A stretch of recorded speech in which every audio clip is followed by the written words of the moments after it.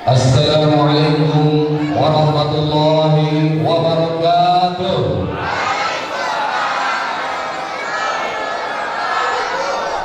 Alhamdulillahirabbil alamin.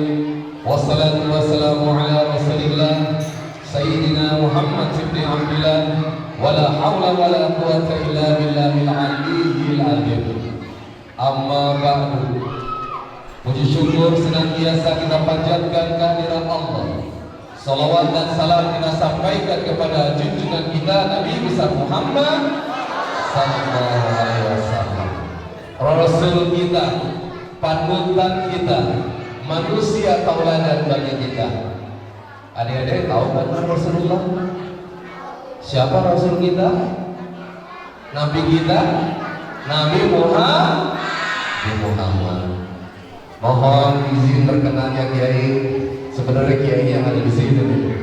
Ini mah tahu itu, ya. Datang cuma ingin berbagi aja, berbagi pengalaman, berbagi cerita. Ya, alhamdulillah Allah ringankan kaki datang ke tempat ini, masya Allah. Kalau terkait dengan ilmu mah di sini nggak ada kurangnya. Kiai di sini banyak, seabrak-abrak luar biasa. Ustadz banyak di sini, seabrak-abrak luar biasa. Lah, saya datang ke sini seseorang yang ilmunya sedikit dan kurang amalnya. Masya Allah, alangkah bahagianya. Terus apa yang mau didapat? Nah, saya akan cerita-cerita saja ya. Bagaimana pengalaman-pengalaman dulu bersama almarhum Uji. Ini ada sahabat saya yang di sini bang ya. Ya, abang kita yang dulu bersama dengan almarhum. Ya, beliau masuk ke dagang berulang ya. Masih ingat saya wajahnya, masya Allah. Ya, Bismillahirrahmanirrahim. Inna Allah wa malaikatahu yusalluna 'alan nabi. Ya ayyuhalladzina amanu sallu 'alaihi wa sallimu taslima. Allah dan malaikat bersalawat kepada Rasulullah. Pak Guru, pertanyaan saya, ya, kira-kira yang punya inisiatif salawat siapa? Mungkin gak malaikat kumpul di ruangan yang gede, di aula, terus mereka usul, kita salawatan kepada Rasulullah. Mungkin gak mungkin. Kira-kira yang menyuruh salawat siapa? Allah yang menyuruh malaikat atau malaikat yang usul ke Allah? Allah yang menyuruh, memerintahkan, mengajak malaikat untuk bersalawat. Pertanyaan kedua, ya, kenapa yang diajak malaikat bukan iblis? Iblis mau salawat? Pak, iblis kira-kira mau salawat gak? Yang keras jawabnya, iblis mau salawat gak? Jadi kalau ada orang yang gak mau salawat, dia adalah ya Nabi salam alaika, ya Rasul salam alaika, ya Nabi salam.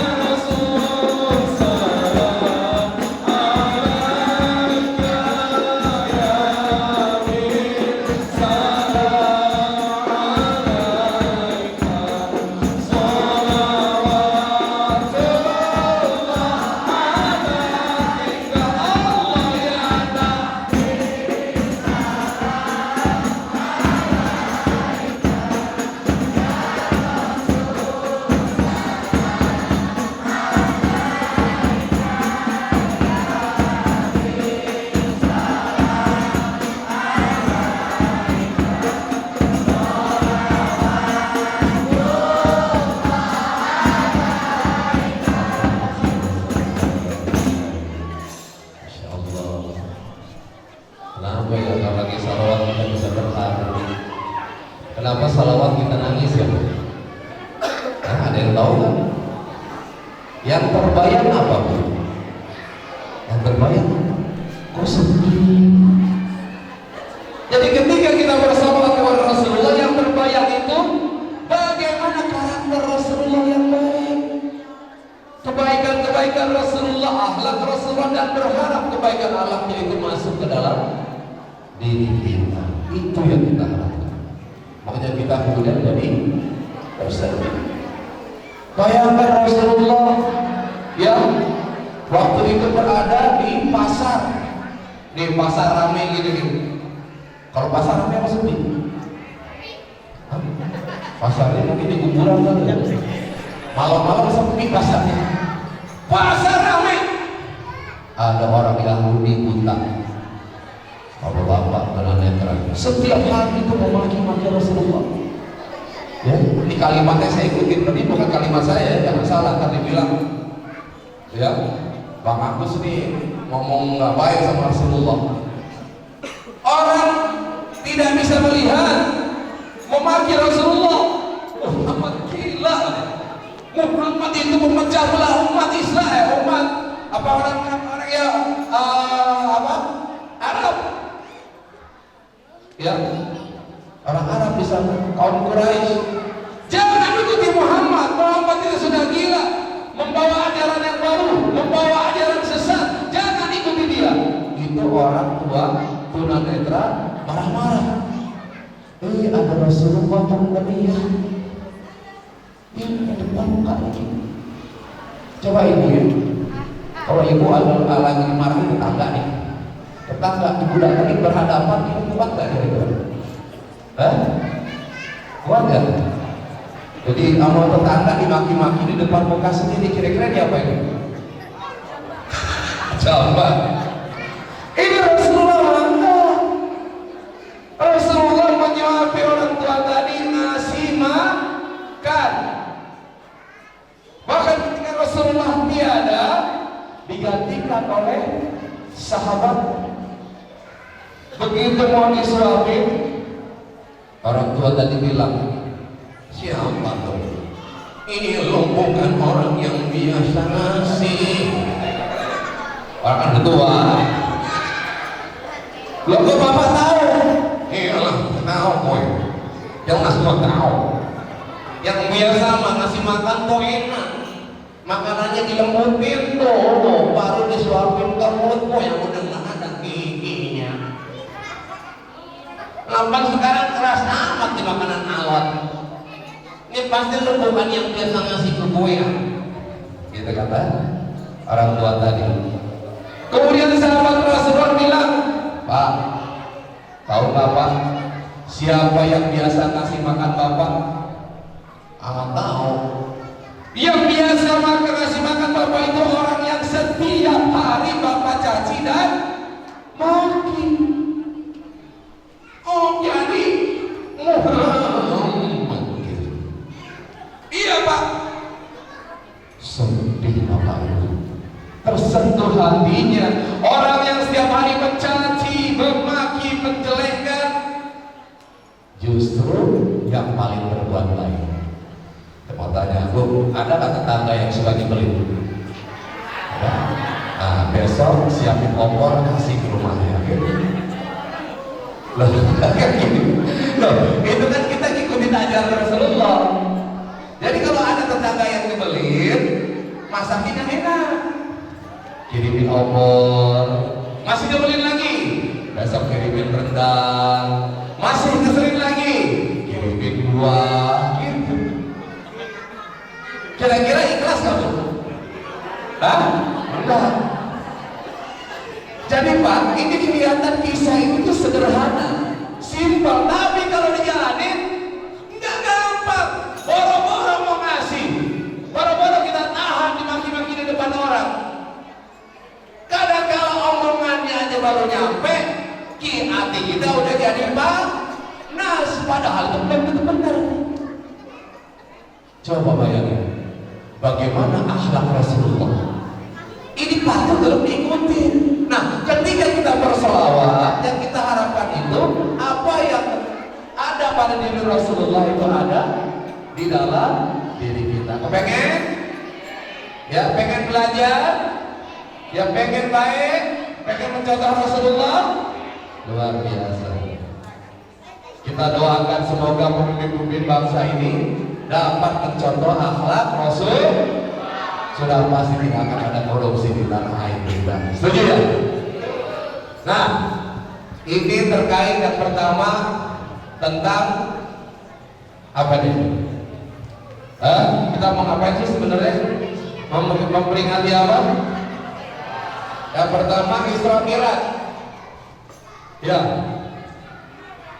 Isra Mi'raj. Isra Mi'raj itu perjalanan dari Rasulullah kemana?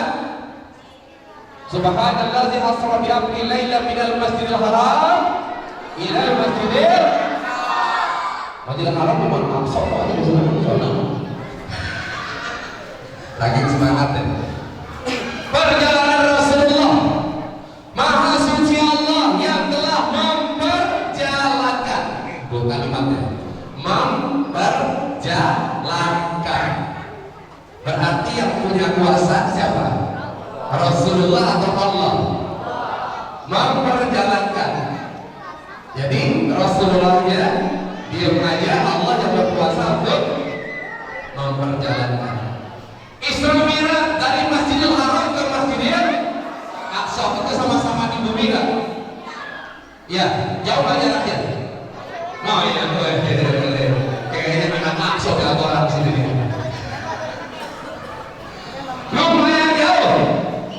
Kalau naik darat mungkin lumayan lama Ustaz ya. Ya, makanya orang Quraisy dulu gak percaya. Wah, Muhammad katanya, masa bisa semalam bolak-balik? Itu kan 3 hari. Dulu kan gak ada yang betul. Ya, dulu tuh hebat orang. Ya, bisa di situ waktu zaman itu tidak ada yang namanya kecelakaan lalu lintas. Karena setahu saya nggak ada kontak saling tabrakan dulu. Nggak ada balap-balapan onta ya. Sekarang balap-balapan liar banyak. Kalau itu anak-anak sekarang daripada supaya dengan balapan kasih ontanya lah, nggak usah kasih balap. Nggak mungkin. Kata pikirannya manusia. Apalagi dari ya Masjidil Aqsa kemana? Sidratul ke langit. Tambah nggak mungkin lagi. Itu ukuran manusia. Nah, dari isyarat ini ya, yang namanya Isra Mi'raj itu ada 2 makna. Yang pertama hablum minan nas, Masjidil Aqsa dari Masjidil Haram ke Masjidil Aqsa. Yang kedua dari Masjidil Aqsa ke Sidratul Muntaha, hubungan vertikal ke Allah dan hubungan kepada manusia. Jadi sholat itu ada 2 makna. Pertama adalah makna kita sebagai manusia dan hubungan kita kepada Allah. Di masjid ini kita bersama atau sendiri? Sholatnya berjamaah atau sendiri? Ya, perlu ada imam nggak? Perlu ada ya? Perlu ada makmum nggak? Kalau ada imam nggak ada makmum berjamaah bukan? Kalau ada makmum nggak ada imam berjamaah bukan? Nah, imam itu manusia bukan? Makmum manusia bukan? Jelas ini manusia semua. Alhamdulillah beda. Ya. Nah, saya mau ambil contoh sedikit nih. Ya. Kan sekarang sering ada di komentarin bahwa yang katanya Islam itu yang radikal, yang ingin mengganti Pancasila. Ya, gimana mau diganti? Orang Pancasila itu diambil dari nilai-nilai agama Islam. Kita ngambil dari yang kedua. Sila kedua apa? Sila kedua kemanusiaan yang adil dan beradab. Ya. Nah, di dalam sholat berjamaah ya harus adil. Yang jadi imam boleh nggak orang yang bacaannya jelek? Nggak boleh. Harus adil menempatkan seseorang yang menjadi imam itu haruslah orang yang paham Al-Quran, bacaannya bagus. adil dan beradab pada adab-adabnya. Betul nggak? Ya. Terus yang namanya berjamaah, boleh nggak jamaah sholat nih? Di sini ramu ini ada barisan, sementara yang lain pada mencar sendiri. Itu namanya sholat berjamaah nggak? Sholat berjamaah itu safnya harus teratur. Itulah persatuan Indonesia. Tuh ya, habis persatuan Indonesia apa? Kerakyatan yang dipimpin oleh hikmah kebijaksanaan. Kerakyatan yang dipimpin oleh hikmah kebijaksanaan. Nah, ini harus ada kebijaksanaan. Kalau si imam kentut, batal nggak? Boleh nggak nahan? Dia harus bijaksana menarik diri sih, kan digantiin, betul ya? Ya. Jadi apa tadi? Kerakyatan yang dipimpin oleh hikmah kebijaksanaan. Nah, yang terakhir, keadilan sosial. Nih, yang datang ke masjid, ya, ini saf di depan udah penuh. Ada orang penting datang, nempatin posisi di belakang atau di depan? Di belakang. Jadi siapapun yang duluan datang posisi di depan. Keadilan sosial, enggak peduli pangkatnya apa, enggak peduli jabatannya apa. Kalau datang belakangan di belakang. Keadilan sosial. Nah, semua ini tidak akan berarti kalau tidak ada yang namanya ketuhanan yang Maha Esa. Jadi kenapa kemudian pada ribut-ribut? Yang namanya Pancasila itu jelas merupakan nilai dasar yang dilahirkan dari nilai-nilai ajaran agama Islam. Itu tadi dari pelaku baru dari perilaku sholat. Ya Pak, berjamaah itu bisa mengambil nilai seperti itu. Balik lagi, Maha Suci Allah yang telah memperjalankan. Yang punya kuasa manusia apa Allah? Allah ya. Nah, Bu, saya mau cerita sedikit boleh kan? Ini sama kejadian yang memperjalankan. Tahun 2013, ya, tahun 2013, pas setelah almarhum dia meninggal, kemudian saya waktu dulu sempat ngobrol dengan salah satu ustaz. Saya bilang gini, Ustaz, kalaulah rukun Islam kelima, naik haji jika, naik haji ada tambahannya embel-embel jika. Lah kok pakai jika mampu? Kalau jika mampu maksudnya apa? Hah? Duit. Nah ini dia. Saya bilang Ustaz, kalau naik haji jika mampu, syarat mampunya istatoanya karena duit. Saya bilang Allah nggak fair nih. Wah kaget orang. Kenapa begitu Bang Agus? Loh jelas dong.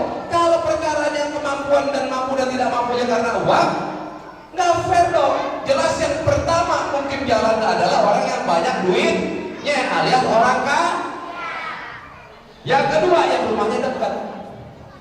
Bu, Mekah jauh atau dekat? Jauh ya?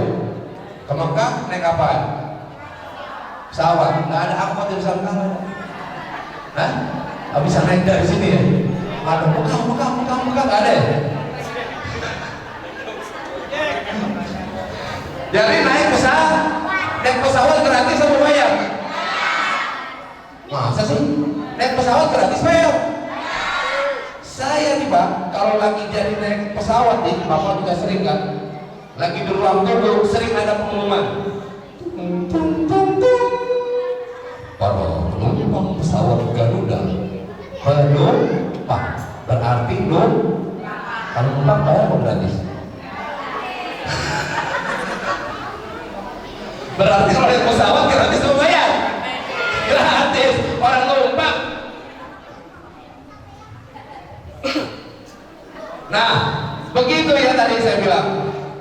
Masuklah bulan Ramadan 2013, saya ketemu dengan Syekh Ali Jaber waktu itu di TV One. Aku ngomong soal haji. Syekh Ali tanya, Mas Agus sudah berangkat haji belum? Saya bilang belum, Syekh. Kaget ngomong. Belum berangkat haji kan pasnya gitu kan. Boleh sepinjam paspor. Syekh Ali kan ngomong gitu ya.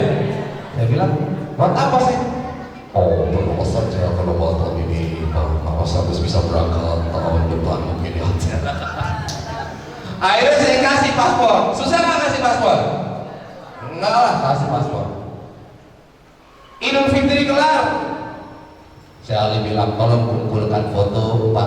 10 lembar, saya kasih lagi.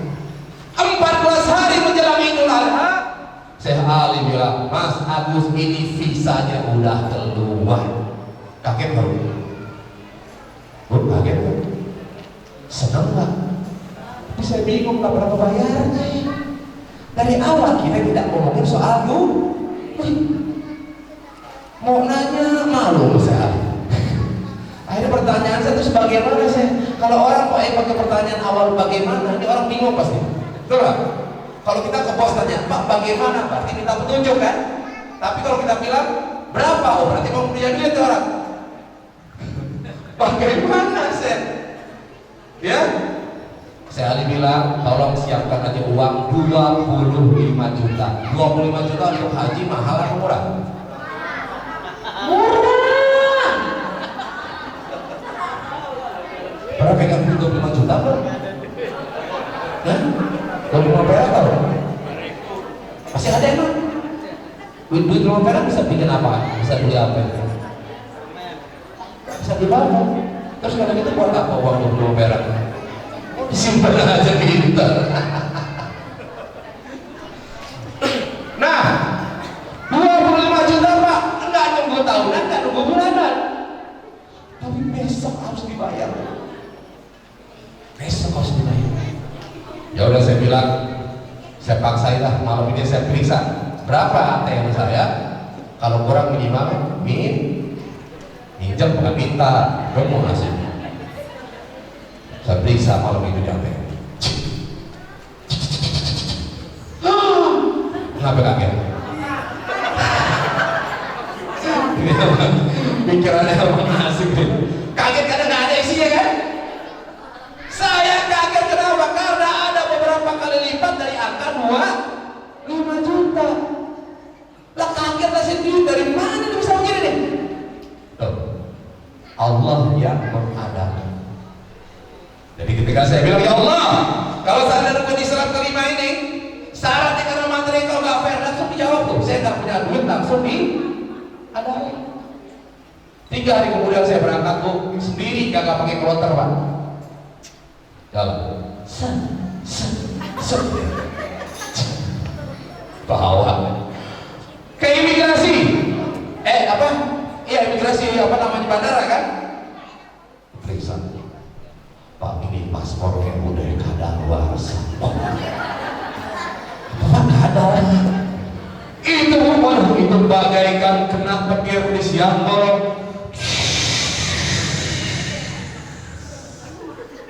Ya kayak filmnya Indosiar ya.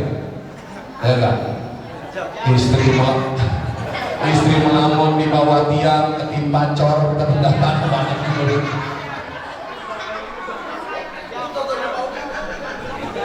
Itu yang bikin judulnya kacau banget.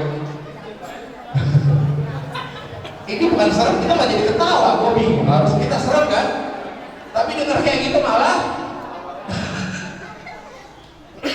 Nah, paspor kadaluarsa.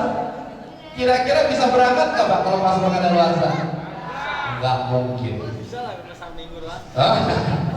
Saya lemes, tiba-tiba datang supervisornya datang, nyamperin, apa katanya? Pak, silahkan jalan. Silahkan. Tapi pulangnya saya nggak tahu jawabnya. Bayangin paspor kadaluarsa bisa berangkat, asli expired. Nah sekarang enak di Madinah orang Arab nih, kan tadi orang Indonesia ya kan? Orang Arab, yang lain selesai. Saya nggak bisa temen lagi, jadi nggak kesini. Sampailah di pemeriksaan, dan ditanya pakai bahasa Arab.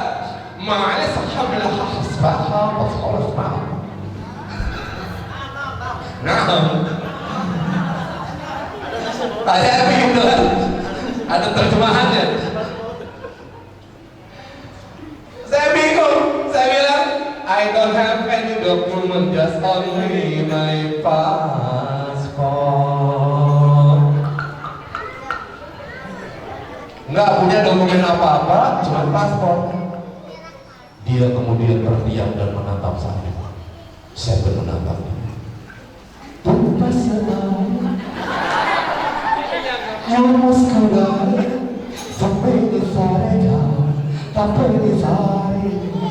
gak lengkap paspornya, masa dibalik kini ke Indonesia kan jadi berabe, kan jadi berabe.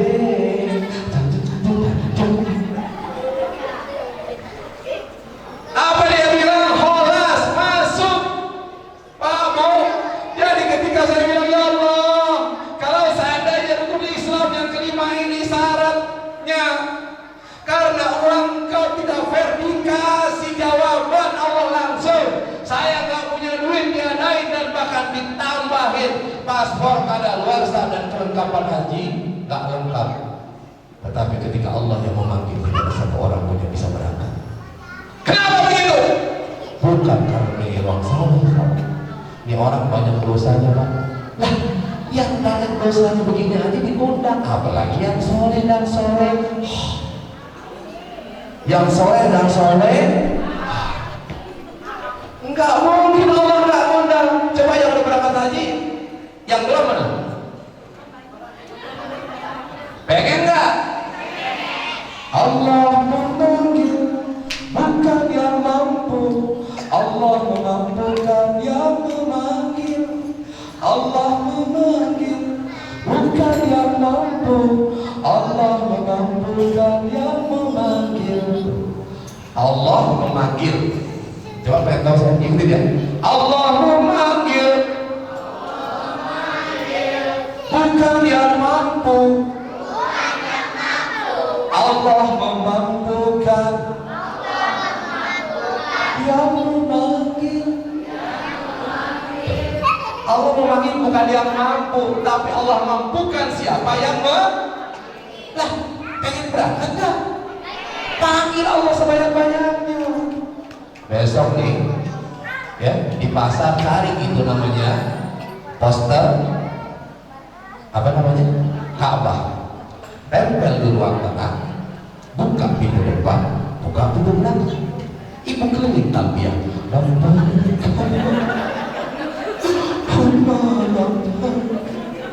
Tatap poster. Anak kata enggak, nah udah gila ini. Karena cinta kepada Allah itu harus gila. Nah, jadi minta jadi contoh.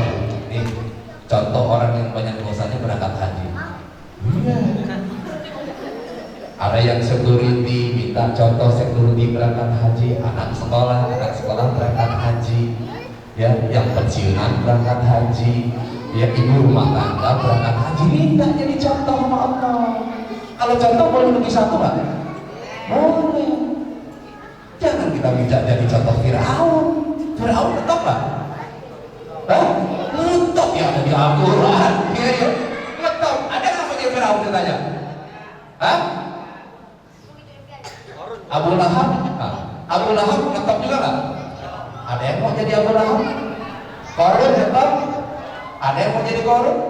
Itu contoh juga, tapi contoh yang nggak benar. Minta contoh yang benar. Nah, jadi kalau kita tadi subhanalladzi asra bi 'abdihi, maha suci Allah yang telah memperjalankan, sama dengan kita berangkat ke tanah suci. Jadi kalau ada ketemu orang nih, saya tanya, Pak, di sini udah berangkat haji siapa tuh? Udah berangkat haji? Pak Imam? Udah? Insya Allah kan semua kita berangkat ya. Sudah ngomong gak ya? Kalau ditanya yang udah berangkat, Pak, kapan diberangkatkan? Masa harus enak aja diberangkatkan. Kita berangkat sendiri dong tuh. Berangkat sendiri diberangkatkan. Diberangkatkan. Makanya kalimatnya harus berubah, Pak. Bukan berangkat haji, tapi diberangkatkan haji. Kenapa? Karena manusia tidak punya kuasa. Allah yang berkuasa untuk memberangkatkan manusia. Sama halnya ketika Rasulullah mengadakan apa tadi? Isra Mi'raj, perjalanan dari Masjidil Haram ke Masjidil Aqsa dan kemudian ke Sidratul Muntaha. Nah, ini ada hikmahnya tentang bagaimana keesaan Allah, tauhid, keyakinan kepada Allah bahwa semua yang terjadi di muka bumi ini atas izin Allah kan? Termasuk juga nanti siapa yang bakal menjadi presiden atas izin. Manusia hanya bisa berikhtiar dengan apa? Dengan akhlakul karimah. Betul ya? Insya Allah, amin. Nah, jadi yang pertama tadi ya bagaimana apa namanya ketika Isra Mi'raj hikmahnya diperjalankan. Suatu saat saya juga ketemu sama anak muda. Dia bilang begini, Kak, gimana sih supaya sholat kita itu bisa tergerak? Oh, ini kalau jawab pakai ayat susah juga nih. Saya bilang begini, Pak, kalau Anda sekarang apa sih kerjaannya? Oh, dia pelukis. Disuruh setiap hari olahraga, kira-kira mau nggak? Ya enggak lah, suruh lari. Kenapa? Nggak ada tujuannya. Betul kan? Kan mau setiap hari disuruh lari? Enggak mau lah, ngapain dia, mendingan ngapain gitu ya. Tapi seorang olahragawan mau nggak? Mau, dan bahkan bukan cuma mau, dia akan melakukan sendiri tanpa disuruh. Kenapa? Karena olahraga bagi seorang olahragawan adalah kebutuhan. Ya. Nah, setelah dia berolahraga dengan baik, seorang olahragawan kemudian mendapatkan prestasi dan menang. Apakah setelah menang kemudian olahraganya berhenti? Enggak, dia akan terus meningkatkan setiap hari latihan dengan baik supaya bisa mempertahankan prestasi. Nah, di sana olahraga tidak hanya menjadi sebuah kebutuhan, tapi sebagai tanda terima kasih, tanda syukur. Nah, sholat juga begitu. Kalau sholat itu kewajiban berat, tapi ketika kebutuhan diri kita merasa butuh untuk sholat, maka sholat tidak akan terasa berat. Apalagi sholat dilakukan karena rasa syukur, maka itu akan terasa ringan. La in syakartum la azidannakum wa la in kafartum inna azabi lasyadid. Apabila semua yang kita lakukan ini atas dasar syukur, maka kita akan mendapatkan rahmat yang berlimpah. Bu, hidup ini ada dua, ada syukur, ada sabar.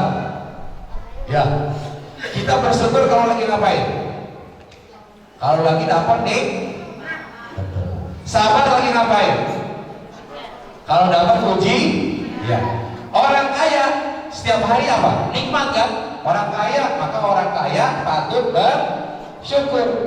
Tapi masalahnya orang kaya jarang mendapat ujian. Akhirnya orang kaya jarang bersyukur. Coba kita lihat orang kaya, ada yang mau antri nggak? Nggak ada, karena stok syukurnya kurang. Stok sabarnya kurang. Yang kebanyakan stok syukurnya. Orang kaya nggak akan mau disuruh antri. Orang kaya tempat tersinggung. Orang kaya kalau tersinggung bahaya. Pernah ada satu kejadian lagi pameran nih, mobil Rubicon. Tahu Rubicon nggak? Yang kayak jeep gede. Ini ada orang, Pak, mohon maaf gitu ya, muka sama kantong kelihatannya agak nggak sinkron maksudnya. Orang nggak nyangka kalau orang itu kaya gitu. Kan biasa kalau orang kaya kelihatan keren, enggak sama sekali kucel gitu kan. Ngeliat dia ada Rubicon. Sementara ada orang yang kelihatannya gayanya tampaknya kaya, padahal nggak punya duit gitu. Ya. Nah, yang SPG-nya, yang orang kaya tadi yang kelihatannya kucel diusir. Pak, tolong Pak, minggir dikit, ada yang mau lihat. Sibuk yang orang tadi, yang orang kucel kaya. Wah, jangan gitu Pak. Emang dikira saya nggak mampu deh. Berapa di satunya? 1,5 M. Saya beli 3. Langsung beli 3. Tuh, kalau orang kaya tersinggung repot ya.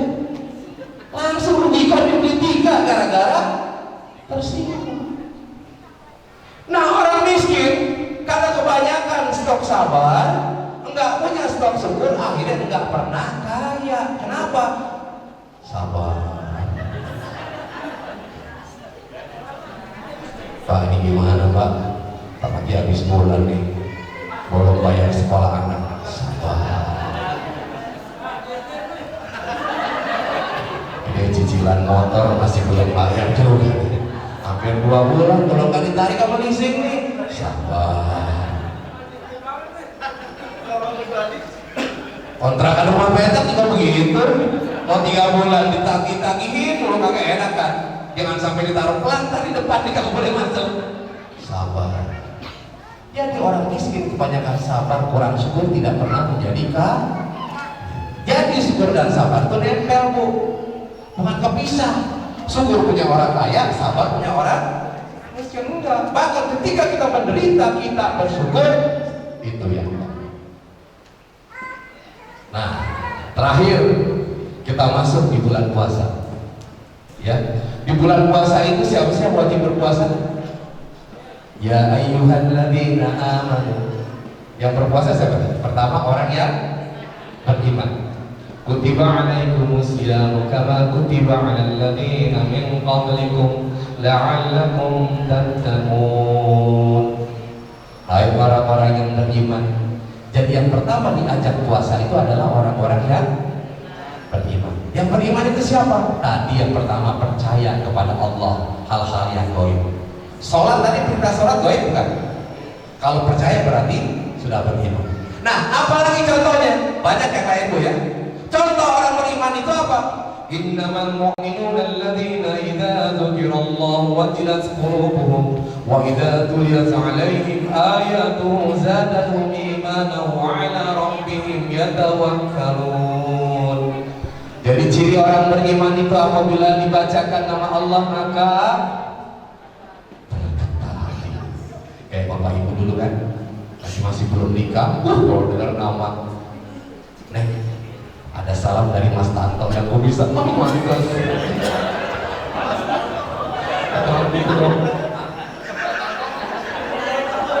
ada ya?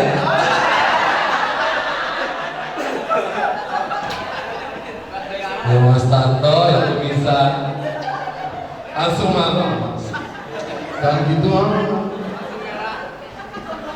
yang gitu tapi bener kan?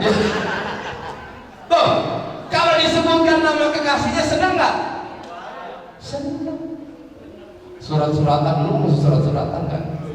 Kasih. Ada hati, ada panah tembus.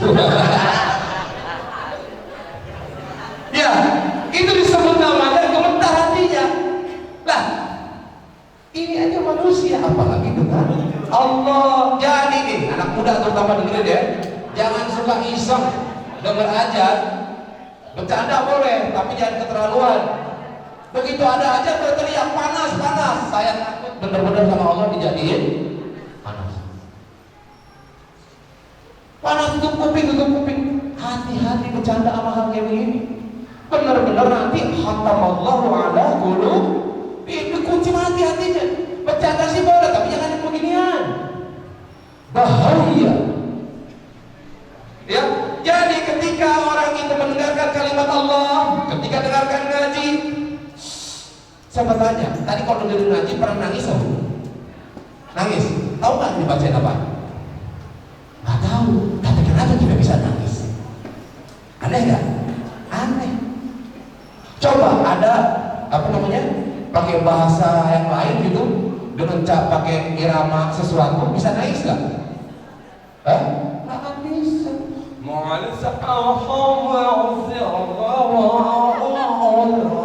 Bisa nangis nggak?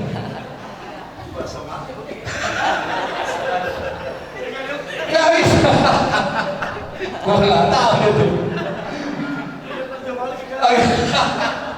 Nggak bisa diulang deh. Tapi bahasa Quran, walaupun kita nggak paham bisa. Nah, itulah yang namanya mukjizat Al-Quran. Kedua, ya, tanda-tanda kebesaran Allah itu bukan cuma yang dibaca, tetapi yang terlihat di badan-badan kita. Ya, coba hitung dari atas sampai ke bawah, ya kan? Napas, tarik napas, tahan. Ya, coba bu, di sini ada apa nih? Bergetar. Ada apa? Jantung. Tahu nggak satu hari jantung berdetak berapa kali? Ada yang pernah hitungin? Hah? Ada lagi hitungin ya? Satu hari jantung itu berdetak 110.000 kali. Coba. Apakah pernah kita nyuruh jantung? Jantung berdetak, berdetak. Otomatis. Siapa yang menggerakkan jantung? Pak punya jam nggak? Jam apa sih namanya? Mekanik ya? Apa yang kalau digerakin baru bisa dipakai baru hidup? Apa namanya itu? Yang otomatis ya? Pokoknya kalau dipakai dia hidup, kalau ditaruh dia mati. Ya? Mekanik kuasa lah dia. Coba bayangkan kalau cara kerja jantung kita orang pakai digoyang, repot gak? Ini kita mau kesana jantung. Kenapa? Karena kalau nggak goyang mah masa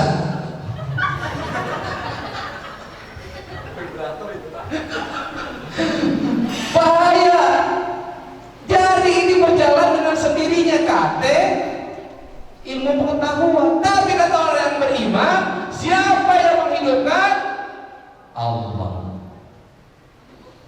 Napas gratis apa bayar? Semua orang dikasih sama nggak? Ada nggak Allah pernah bilang ke malaikat, malaikat, gue sebelnya sama preman di ujung gang sono. Tolong hari ini kasih nafas 50% aja itu. Nggak ada, semua dikasih gratis. Ya, coba bayangin gue kalau nafas isi ulang. Repot bener. Udah kuning, mas gue kenapa udah kuning? Udah merah. Semua Allah berikan gratis. Nah, ketika kita menyadari ini, kemudian yang tumbuh adalah fabi ayyi alai rabbikuma tukadziban. Maka nikmat yang mana lagi yang akan kau dustakan, hai manusia? Fabi ayyi alai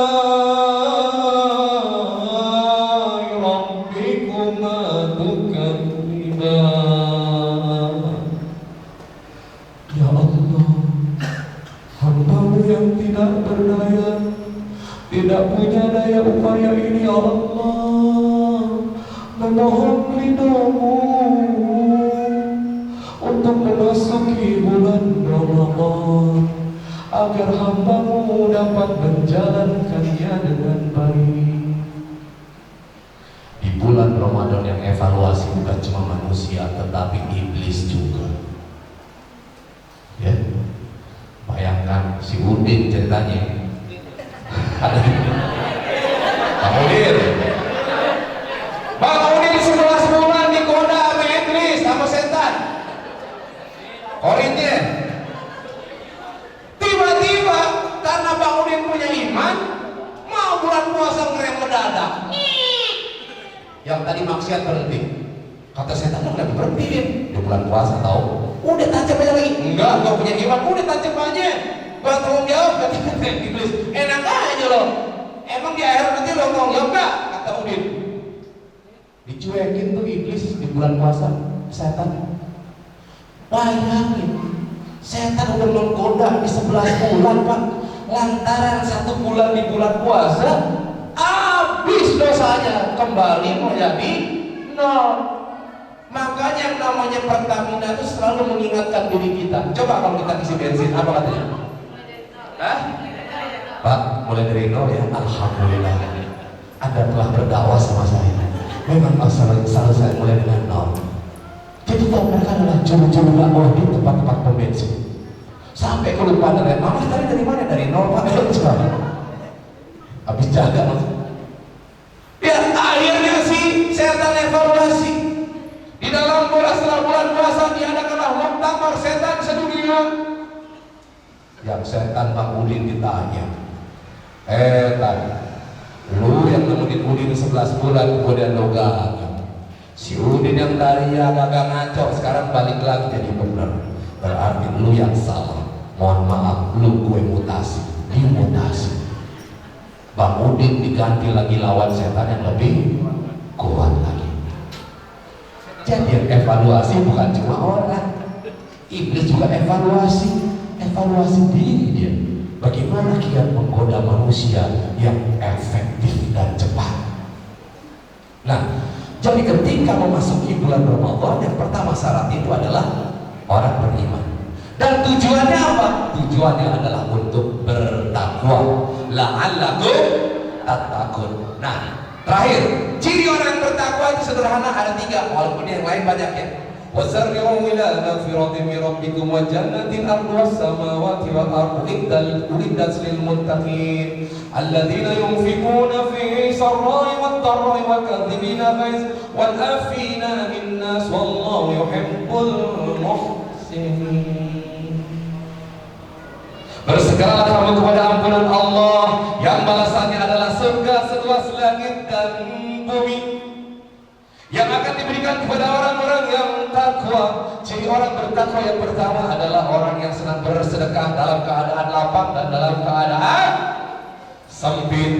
Yang kedua adalah orang yang menelan amarahnya. Menahan beda sama menelan ya. Kalau menelan, nih ibu makan obat pahit nggak? Ya, apa obat ini di sini? Udah pahit apa-apa biar pahit. Hah? Gitu kan?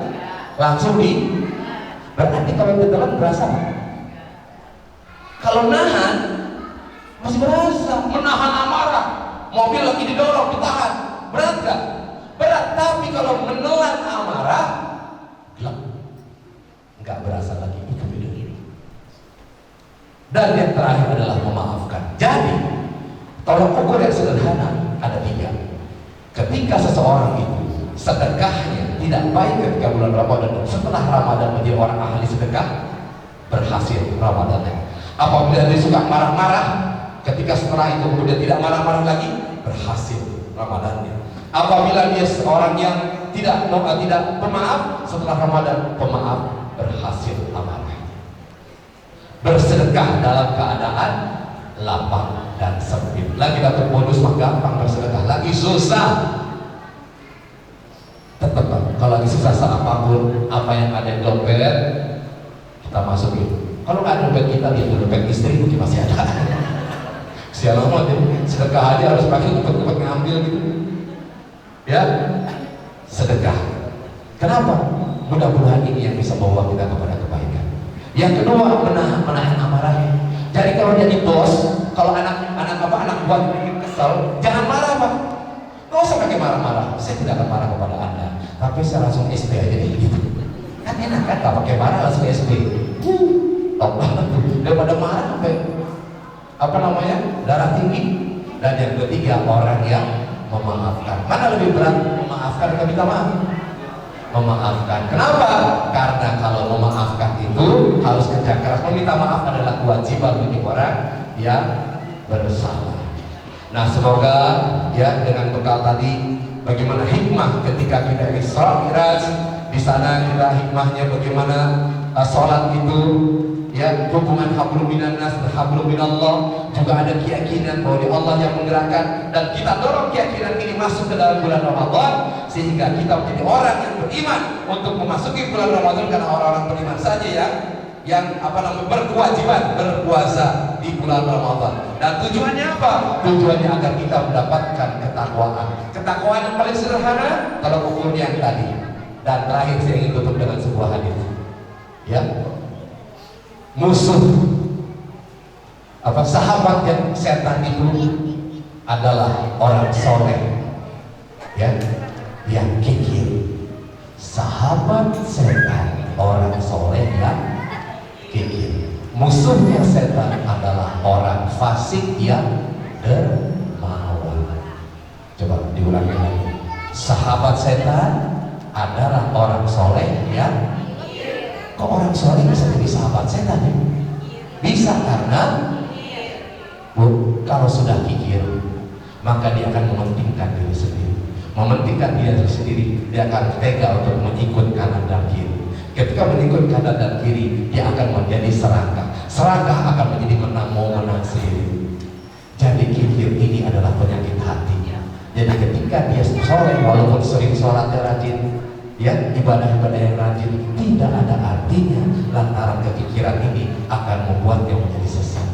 Tapi Bu, lantaran orang ini walaupun orang ini banyak dosanya, tapi karena kedermawanannya, jadi terus bilang gila, gua yang ajak dia bermaksiat, tiba-tiba kedermawanannya Allah ampuni. Kenapa? Karena ada terbuka hatinya untuk menerima cahaya Allah.